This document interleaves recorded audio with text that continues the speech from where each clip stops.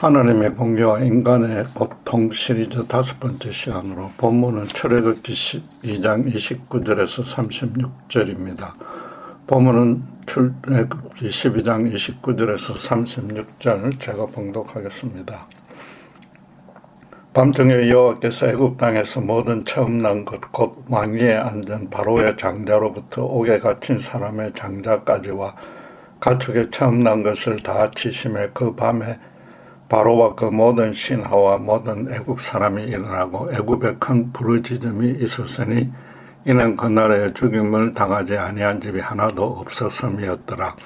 밤에 바로가 모세와 아론을 불러서 이르되 너희와 이스라엘 자손은 일어나 내 백성 가운데서 떠나 너희의 말대로 가서 여호와를 섬기며 너희가 말한 대로 너희 양과 너희 소도 몰아가고 나를 위하여 축복하라 하며 애굽 사람들은 말하기를 우리가 다 죽은 자가 되도다 하고 그 백성을 재촉하여 그 땅에서 속히 내보내려 하므로 그 백성이 발교되지 못한 반죽 담은 그릇을 옷에 사서 어깨에 매니라. 이스라엘 자손이 모세의 말대로 하여 애굽 사람에게 은건 패물과 의복을 구하매 여호와께서 애굽 사람들에게 이스라엘 백성에게 은혜를 입히게 하사 그들이 구하는 대로 주게 하심으로 그들이 애굽 사람의 물품을 취하였더라. 성경은 하나님은 절대적으로 공의로우며 세상이 불의하게 흘러가는 까닭은 전적으로 인간의 책임이라고 말합니다. 하나님이 인간에게 자유의지를 주어서 자발적으로 당신의 뜻을 따르며 거룩하게 살기를 바랬으나 오히려 거꾸로 사탄의 종이 되어서 돈만 추구하다가 온갖 죄악을 저지르기 때문입니다. 말하자면 하나님으로서는 인간에게 자유의지를 이미 허용했기에 인간 세상의 죄악과 비극을 미리 막아주지 않는 것입니다. 대신에 하나님은 당신을 마음에 두기 싫어하는 사람을 그 상실한 마음에 버려둠으로써 그 죄악으로 인한 폐해를 스스로 덮어쓰게 하십니다. 문제는 그런 자들이 만들어낸 폐해 때문에 하나님을 마음에 두기 좋아하는 의인이 아무 이유 없이 함께 고난을 겪어야 하고 또 그 피해 보상을 전혀 받지 못할 때가 종종 있다는 것입니다. 다행스럽게도 성경은 하나님이 그런 악인을 방치만 하지 않고 이 땅에서부터 직접 벌을 주고 또 의인의 억울한 사정도 다 갚아주신다고 밝혀 놓았습니다. 그렇다고 악인이 죄를 범할 때마다 일일이 벌을 주지는 않고 그들도 회개하고 당신께 돌아올 여유와 기회는 주십니다. 의인으로서는 하나님이 당신만의 방식과 때에 따라 그들을 처벌할 때까지는 억울해도 고통을 당할 수밖에 없으며 어서 빨리 이 고통을 끝내달라고 기도하면서 인내해야 합니다. 의인의 그런 기다림이 절대 무의미하지 않은데 악인이 끝내 회개하지 않으면 하나님이 의인을 위해서 모든 차원에서 완벽하게 복수해 주시기 때문입니다. 그 복수의 방식이나 색이나 규모가 의인이 기대하는 것, 아니 상상하는 범위조차도 초월합니다. 의인의 기분을 풀어주느라고 수백 배로 안갚음하는 것은 아니고 누가 봐도 하나님만이 행할 수 있는 복수로 당신의 거룩한 이름이 더 높아지는 그런 방식입니다. 악인 중에도 진심으로 회개하며 당신께 엎드리는 자가 나오고 의인은 현실적인 보상을 떠나서 당신과 더 깊고 친밀한 교제를 누릴 수 있는 복을 받는 것입니다. 하나님이 의인을 위해서 가장 통쾌하게 복수해 주신 대표적인 예가 본문의 출애굽 사건입니다. 구체적으로 살펴보기 전에 한 가지 확실히 해둘 사항이 있습니다. 도덕적으로 따져서 이스라엘 백성 전부가 의인이고 애굽 사람 전부가 악인이라는 뜻은 아닙니다. 히브리인의 지도자 모세는 살인자였고 애굽에도 나일강에서 어린 모세를 건져서 자기 아들로 키워준 바로의 공주가 있었습니다. 영적으로 따지면 하나님 앞에 고개를 바로 쳐들 수 있는 의인은 양쪽 다 단 한 명도 없습니다. 한 개인의 영원한 구원과 심판은 오직 하나님의 주권적 택하심의 은혜에 달렸습니다. 애굽과 이스라엘은 하나님을 마음에 두기 싫어하느냐 좋아하느냐로, 더 정확히 말해서는 일방적인 가해자와 억울한 피해자라고 둘로 확연히 나뉘기 때문에 악인과 의인이라고 말한 것입니다. 애굽은 요셉의 지혜로운 방책에 따라서 7년간에 걸친 대기근에서 구출받았습니다. 그러다 요셉을 모르는 새 세대의 바로가 등장해 자기들의 은인을 노예로 삼아서 수백 년 동안 대규모 건축 토목 공사에 동원하며 학대했습니다. 이스라엘로서는 억울하게도 그 오랜 기간 극심한 육체적 정신적 고통을 견뎌내야 했습니다. 당시 세계 최고 강국인 애굽에서 탈출할 방도라고는 전혀 없었습니다. 만에 하나 탈출에 성공해도 이미 200만 명이나 된 그들이 정착할 땅도 마땅히 없었습니다. 완전히 사방이 막힌 절망 가운데서 매일매일 죽지 못해 겨우 연명하는 상태였습니다. 그들이 여호와께 이 억울한 환난에서 구출해주고 저 악인들에게 형벌을 내려달라고 얼마나 간절히 기도했겠습니까? 하나님이 창세기 15장 13절에 그들의 선조 아브라함에게 그의 후손이 이방에서 객이 되어 그들을 400년간 섬긴다고 예언하셨던 그 내용을 알고 있었어도 제발 그 기간을 줄여달라고 기도했을 것입니다. 어쩌면은 애굽이 요셉을 금방 잊었듯이 아브라함의 후손도 그 예언을 거의 신경 쓰지 않았을 것입니다. 자기 자식들마저 태어나는 순간부터 평생 노예로 고생해야 될 운명이니까 더더욱 하나님이 원망스러웠을 것입니다. 요셉이 30세에 총리가 되어서 110세에 죽었으니까 그 80년을 빼도 300년이 넘도록 하나님은 침묵으로 일관했습니다. 한국이 일본의 식민지 지배로 고통당한 시간은 36년이로 자기 세대 안에서 해방을 맛본 자가 대부분이었습니다. 이스라엘이 당한 억울함은 한국의 10배 정도였고 그것도 자손 대대로 이어졌습니다. 그러나 하나님이 이스라엘로 그렇게 오랫동안 애굽의 노예가 되도록 허락하신 뜻은 그 인고의 고통을 충분히 상쇄하고도 남을 만큼 거룩하고 강대했습니다. 기근을 피해서 애굽으로 이주한 야곱 가족의 숫자는 겨우 70명이었습니다. 당시의 시대적 상황에서 갈대아 우르에서 이민온 타인종 한 가족이 가나안 땅에서 대대로 번창하기는 불가능합니다. 현지인과 결혼해서 동화되거나 강도 때의 죽임을 당하기 십상입니다. 그들이 비록 노예가 되었어도 애굽으로서는 노역에 동원해야 하므로 숙식을 보장해 주었고 이스라엘도 매일 반복되는 육체 노동으로 자연히 강건해집니다. 수백 년간 다른 종족과 전쟁 치를 염려라고는 없어서 그 숫자가 계속 창성해질 수밖에 없는데 실제로 나중에 애굽을 위협할 정도가 되었다고 바로가 걱정했습니다. 타민족의 노예가 되는 것은 인간이 꿈도 꾸지 못할 계획이고 만에 하나 그런 기발한 생각을 했어도 400년 동안이라는 그런 장기 계획은 절대 세우지 않습니다. 당신을 주인으로 모시는 나라를 세우려는 하나님만이 계획하고 시행까지 할 수 있는 그런 묘책이었습니다.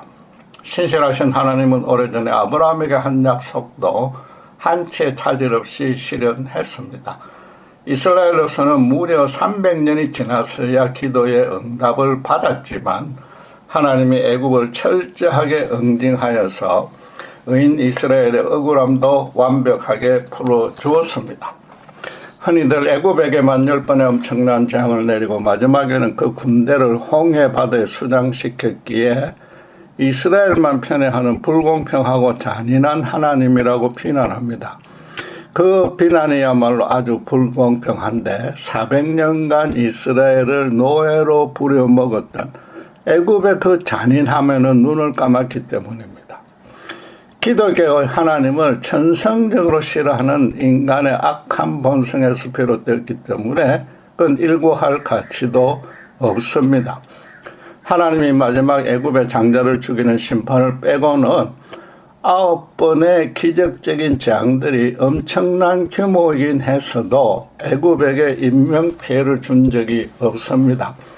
9번 재앙으로 심판받은 주역들은 전부 애굽이 믿던 토속신들이었습니다. 그것들은 창조주 하나님이 만드신 피조물로 인간의 다스림을 받아야 할 대상이지 인간이 자기들 인생을 주관하는 신으로 모시고 숭배할 존재가 전혀 아니었습니다.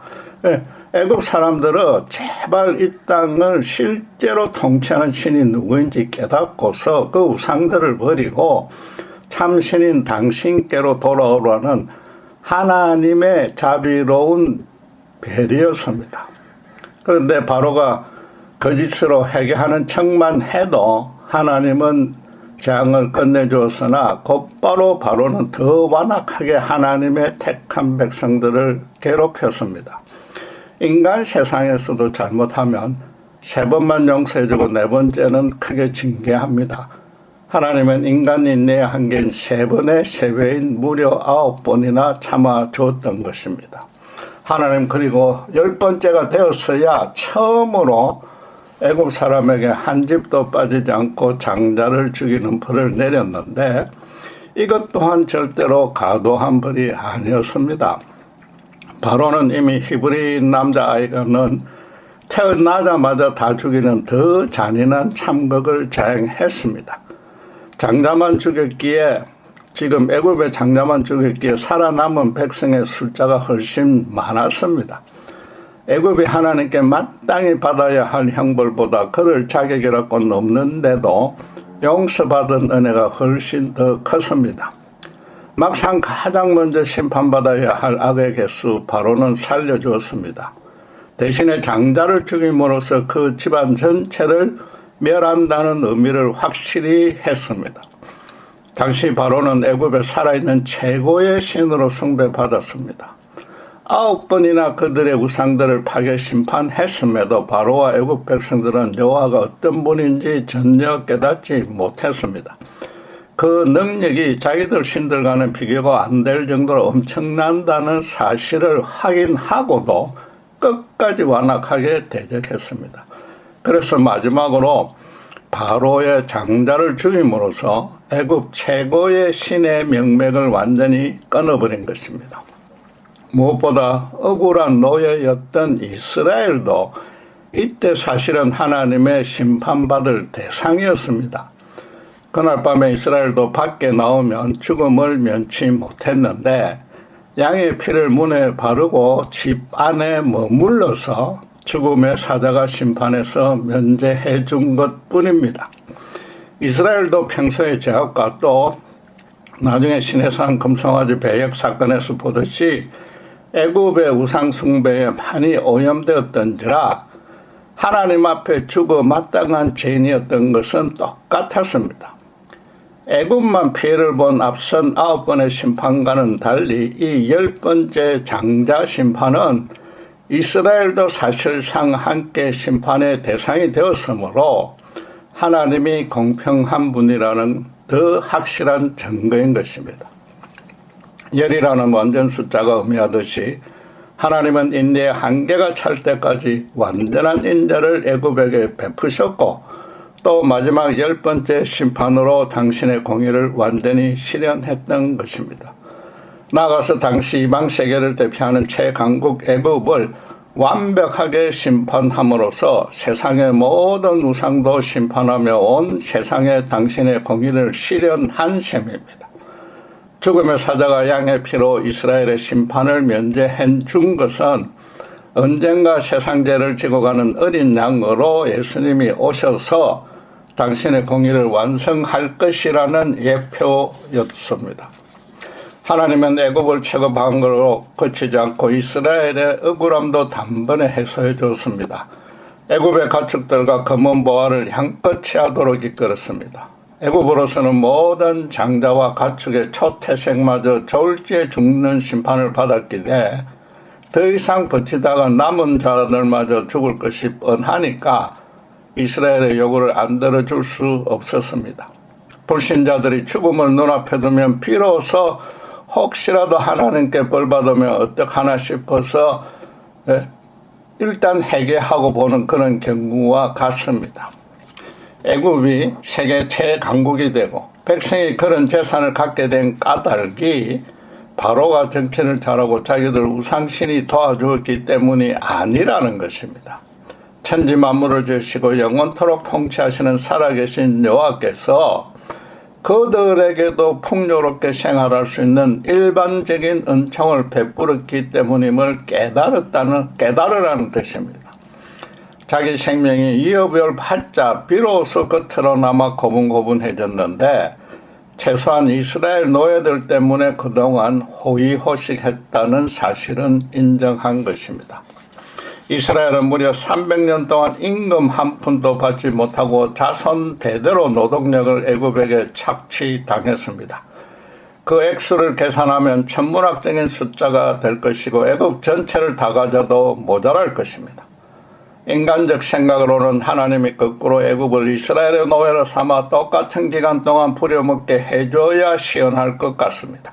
그러나 하나님은 밀린 임금조로 가축과 금은 보화만 갖고서 조용히 그 나라를 떠나도록 했습니다. 애굽으로서는 그것으로 끝난 것만으로도 너무나 다행이고 여호와께 100번을 절해도 모자랄 판입니다. 그런데도 그들은 빼앗긴 재물이 아깝고 무엇보다 거지 노예 때를 이끄는 80 넘은 노인 한 명과 10번을 싸워서 10번을 다 무참하게 침으로써 자존심이 무참하게 무너진 것이 너무 분했습니다. 자식들의 장례식을 마치고 조금 정신을 차리자마자 곧바로 홍해까지 또 추격해왔습니다.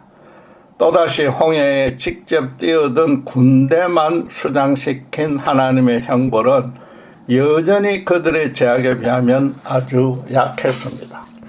그 당시로서는 이스라엘과 애굽 두 당사자 모두 자기들이 더 억울하다고 또 하나님의 공의도 실종되었다고 불평했을 것입니다. 살펴본 대로 하나님은 당신만의 방식과 때에 따라서 당신의 공의를 양쪽에 다 공평하고도 완벽하게 실현했습니다. 그것도 인간의 기대는 물론이고 상상의 범위를 넘어서는 차원으로 행했습니다. 그리고 구약 성경에는 이 외에도 하나님이 직접 의인을 살리고 악인을 벌주는 모습이 곳곳에 나오는데 개인과 공동체에게 대표적인 예 하나씩만 들어보겠습니다. 북왕국 이스라엘의 가장 사악했던 왕 아합은 남왕국 유다의 여호사밧 왕과 함께 길르앗의 라못에서 시리아와 전쟁을 벌였습니다. 열왕기상 22장에 보면은 시리아 왕의 복수의 표적이 된 줄 아는 아합이 여호사밧에게 자기 왕복을 대신 입히고 자신은 일반 병사의 복장을 취했습니다. 시리아 군대가 처음에는 아합의 모략대로 여호사밧을 추적해서나 곧바로 아합이 아닌 줄 눈치채고 다시 아합을 쫓으려 했으나 도무지 찾을 길이 없었습니다. 그런데 놀랍게도 시리아의 이름도 없는 군인이 쏜 화살이 우연히 아합에게, 그것도 갑옷 이음새의 틈새를 박히는 바람에 하루 종일 피 흘리는 고통 가운데 죽었습니다. 아합이 아무리 교묘한 인간적 계략을 동원했어도 하늘에서 이 땅의 모든 일은 물론이고 각 개인의 깊은 심령까지 꿰뚫어 보시는 하나님의 공의로운 눈길을 피할 길은 전혀 없었던 겁니다. 시리아 졸병은 상대가 아합 왕인 줄은 전혀 모르고 단지 그냥 열심히 자기 조국을 위해서 싸운 것뿐입니다. 갑옷의 이음새 사이로 아합의 급소를 겨냥해서 마칠 만한 명사수도 아니었을 것입니다. 수만 명이 뒤엉켜서 적군과 응을 제대로 구별할 수 없는 아수라판에서도 하나님은 눈에 보이지 않는 당신의 권능으로 그 사악한 아합이라는 개인에게 한치의 오차 없이 정확하게 조준하여서 당신의 공의를 완전하게 실현한 것입니다. 하나님이 출애굽의 큰 기적으로 이스라엘을 구출하여서 젖과 꿀이 흐르는 약속의 땅에 자기들만의 독립국가를 세워주었습니다. 당신의 거룩한 율법대로 살아서 모든 열방 앞에 제사장 나라로 서라는 뜻이었고 이스라엘도 그렇게 헌신하겠다고 피해 맹세까지 했습니다. 그러나 가나안 땅에서 온갖 죄를 저지르며 거꾸로 우상을 숭배하며 하나님을 배역하다가 끝내 바벨론에게 함락당해 포로로 끌려가는 심판을 받았습니다. 느부갓네살이라는 이방왕을 들어서 유다의 죄악을 심판하고 하나님은 당신의 공의를 실현한 것입니다. 이때도 하나님은 이스라엘이 회개하도록 수백 년을 기다려 주었습니다. 바벨론에서 이스라엘은 자기들 잘못을 회개하며 본토로 돌아가게 해달라고 간절히 기도했습니다. 하나님은 이번에는 두 세대가 지나는 70년 동안 침묵하다가 고레스라는 의로운 왕을 세워서 일시의 포로 생활에서 해방되게 해 주었습니다. 노인 모세 한 명을 들어 애굽에서 이스라엘 전 백성을 구원했듯이 이번에는 이방왕 한 명으로 제2의 출애굽을 일으킨 것입니다. 나중에 하나님은 바벨론이 이스라엘을 침공한 죄를 물어 마대에게 멸망당하게 했는데 하나님은 인간 공동체에도 당신의 때와 방식으로 당신의 공의를 인류 역사 속에 기어이 실현하시는 겁니다. 그러나 포로에서 귀환한 이스라엘은 얼마 안 가서 또다시 제사장 나라 소명과는 정반대로 행동했습니다. 이방인을 할례 없는 족속이라고 저주하며 아예 상대조차 하지 않았습니다. 자기들 동족끼리도 온갖 종교적 구실을 갖다 붙이며 차별했습니다. 나아가서 성경의 결론적인 출애굽 사건으로 십자가 대속구원을 이 땅에 완성하러 오신 하나님의 아들 예수님마저 자기들 탐욕과 자존심을 채우려고 살인했습니다. 인간이 인간을 판단 정죄하다 못해서 극기야 공의로운 하나님까지 심판했습니다. 현재도 이스라엘이 하마스와 격렬한 전쟁을 벌이는 바람에 많은 어린이와 부녀자들이 억울한 죽임을 당하고 있습니다. 하마스가 분명히 먼저 잘못을 저질렀고 또 포로와 인질 교환을 위한 휴전 조각 조건도 먼저 위반했습니다. 그러나 어쨌든 이번 사태도 하나님의 뜻을 거역하면서 양쪽이 오랜 기간 동안 자행해온 복수국의 연장이고 또 그래서 온갖 비참하고 억울한 죽음이 생기는 겁니다. 미국의 버스나 식당은 물론이고 학교와 교회에서도 흑인은 백인과 함께 동석할 수 없게 법으로 금지한 때가 있었습니다. 마틴 루터 킹의 주도로 민권법과 투표법이 제정되어서 인종차별이 공식적으로 금지된 것은 지금으로부터 겨우 70년 전입니다. 그 후로도 백인 경찰이 흑인 로드니 킹을 무차별로 때린 사건으로 LA 폭동이 1990년에 일어났습니다. 미네소타주 미니애폴리스에서 백인 경찰관 데릭 초빈에 의해서 흑인 플로이드가 목이 짓눌려 사망함으로써 BLM, Black Lives Matter, 흑인의 생명도 중요하다는 그런 운동이 활발해진 것이 바로 3년 전인 2020년이었습니다. 여러분 정말로 한번 곰곰이 따져보십시오. 이런 상황에서 과연 인간이 하나님의 공의에 대해서 시시비비를 걸 수 있겠습니까? 그렇다고 세상 악인의 책임이지 하나님의 백성은 억울하게 당한 의인이라고 절대 항변할 수 없습니다. 백인 우월주의를 표방하면서 가장 우수한 게르만 민족이 세계를 지배해야 되겠다는 역사상 최고로 잔인한 극우 나치 제국을 독일 교회와 교인들이 얼마나 열렬히 지지했습니까? 내년 미국 대선에서도 나치와는 결이 좀 다르지만 결국 근본적으로 백인 우월주의를 내심 표방하고 있는 트럼프가 지금 미국 남부의 전통적인 기독교인들에게 열렬한 지지를 얻고 있지 않습니까? 제가 지금 정치적으로 진보와 보수로 편을 가리려는 의도는 전혀 없습니다. 다시 강조하지만 세상의 공의는 기독교 신자들까지 포함해서 인간이 예곡하게 하고 있지 하나님은 절대 그렇게 하지 않는다는 겁니다. 물론 유일하게 시비를 걸 만한 자격이 있는 신자는 있습니다. 독일 나치 제국의 끝까지 한가다 옥사했던 본헤퍼 같은 하나님이 남겨두신 당신의 참된 종들입니다. 그러나 그들은 순교를 당하는 순간까지도 하나님의 공의에 대해서 전혀 의심하거나 원망하지 않았습니다. 하나님이 반드시 당신의 때와 방식으로 공의를 세우리라 소망하면서 자신이 그분의 공의로운 일에 쓰임받고 있기에 죽음을 무릅쓰고 기꺼이 충성했던 겁니다. 초대교회 신자들은 지금과는 비교도 할 수 없는 억울한 핍박과 죽임을 당했으나 그들 또한 본헤퍼 같은 믿음으로 하나님께 감사하고 찬양 경배했습니다. 하나님이 그런 순교를 허락하시는 이유는 무엇입니까?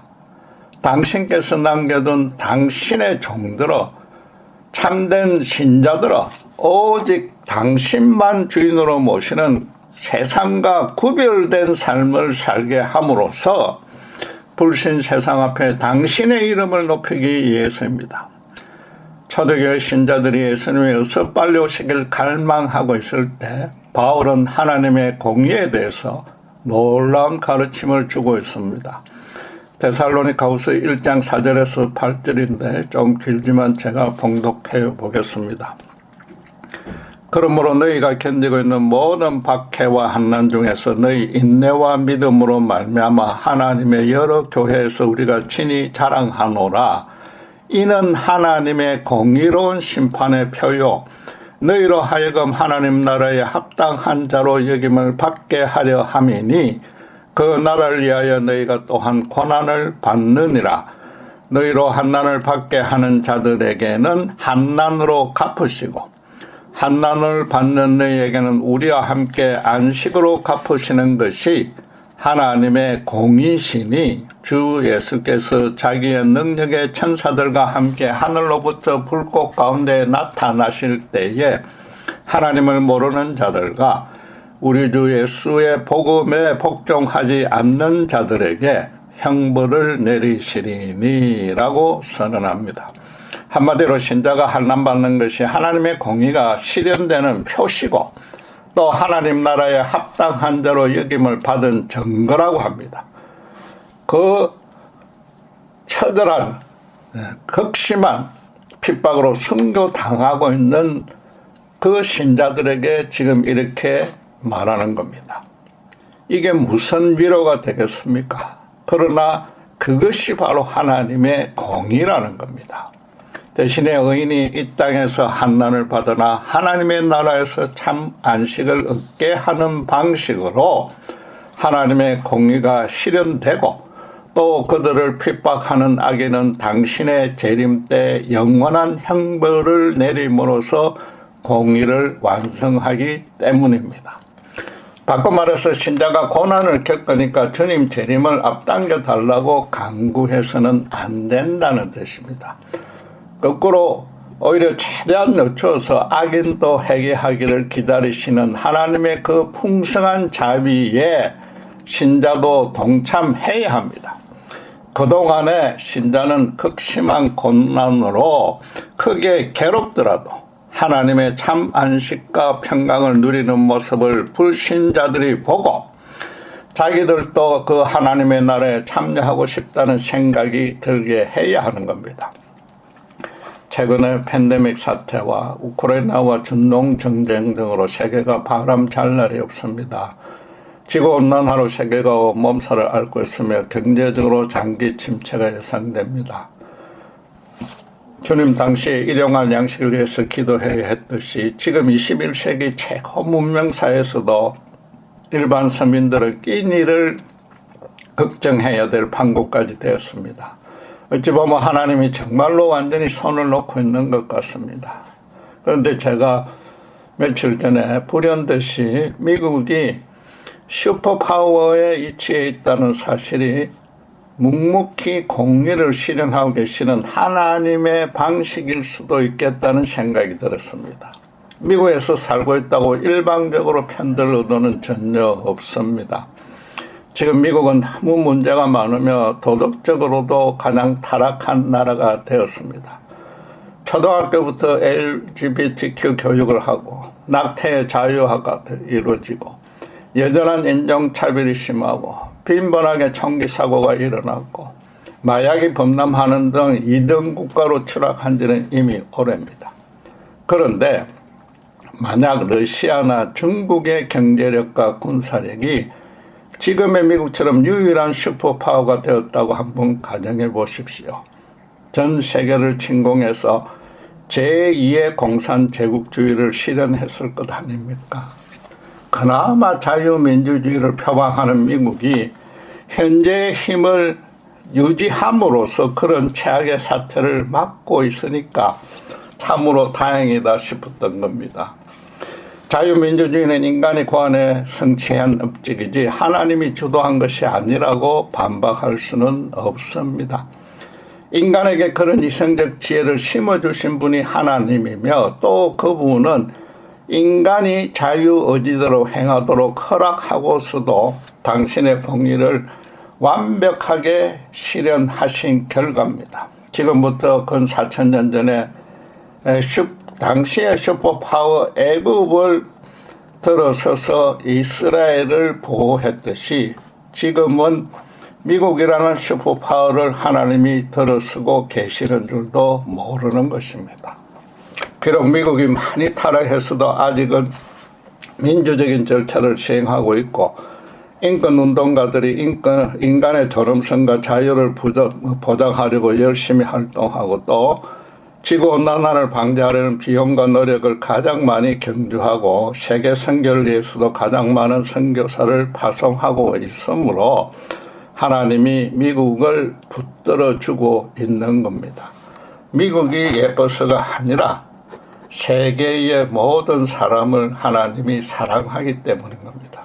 만약 미국의 신자들이 제사장 나라 소명의 실현에 이스라엘처럼 등한히 하면 미국도 결국은 망하게 할 것이며 사실은 이미 조금씩 그런 조짐들이 나타나고 있습니다. 여러분, 인간은 우리 생각 이상으로 아주 사악한 존재입니다. 평균적으로 수입이 급감하여서 다수가 생계마저 걱정할 판국이 되면 서로 양보 희생해서 다시 이전으로 회복하자는 사람은 소수입니다. 대다수가 세상을 뒤집어 엎어서 똑같이 못 살자고 덤비는 겁니다. 최근 세계 각국에서 그런 집단주의 망령이 서서히 되살아나고 하나님의 가장 큰 대적인 물질만 주인으로 삼는 공산체계가 조금씩 다시 삭트고 있습니다.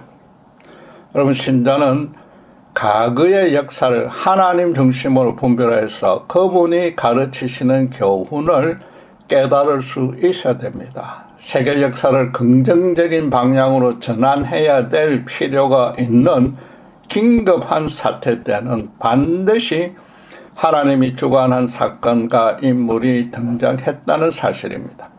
이방의 지도자들도 예컨대 바벨론 포로를 해방한 고레스 왕이나 공산주의를 포격해 한 고르바초프 같은 인물들도 세웠습니다. 대신에 개별적 비극은 인간에게, 특별히 신자들에게 공의를 세울 책임을 맡겨두었습니다. 신자가 세상의 소금과 빛이 되는 소명에 등한히 하면 하나님의 공의는 세상에서 실종되며 인류에겐 소망이 없어지는 겁니다. 현재 인류가 처해 있는 상황이 너무 갑갑해서 안타깝고 또 그래서 하나님을 조금 의심하고 원망하는 그런 심정은 이해는 됩니다. 그러나 정말로 진지하게 세상 제약과 인간 비극의 원인이 누구에게 있는지 한번 따져보십시오. 하나님이 묵묵히 당신만의 때와 방식으로 완벽하게 공의를 실현하고 있다는 사실이 잘 믿어지지 않으면 출애굽 사건부터 다시 공부해 봐야 합니다. 그러면 하나님이 이 땅을 당장 멸망시키지 않고 주님의 재림 때까지 당신께서 붙들어 주고 계신다는 사실 하나만으로도 감사하게 될 것입니다.